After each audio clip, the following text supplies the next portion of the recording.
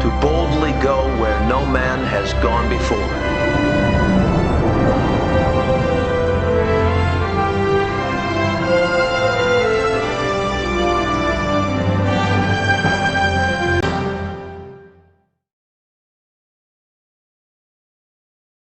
Now that the Utah Mormon Church has admitted that the lectures on faith were not written by Joseph Smith, but were written by a committee of various people, what else does the Utah Mormon Church have to hide or conceal?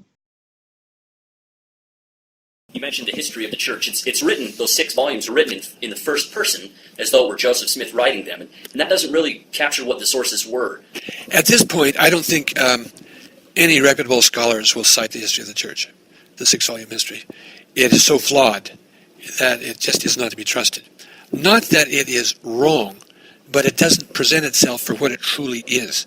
What it is a concoction by historians long after Joseph Smith's death, pulling together documents, excerpts from other people's journals, everything they could find that bore on his life at a given point, mushing it all together and putting it in the first person, as if Joseph Smith was saying it.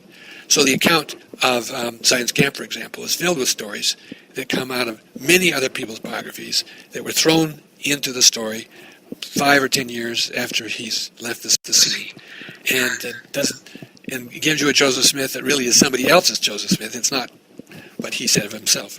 So what were they trying to do then? And some of the early church historians, George A. Smith, who was a cousin of the prophet, was one of them, Willard Richards. What did they see themselves as doing? They were putting it in first person. Did they see a problem with that, or what was their approach historically? It was very common. This is not shenanigans of any kind. It's what it is pseudepigraphic literature. You know, all of these writings in the 2nd century BC and CE in the name of Abraham or of Enoch that give it authenticity and interest.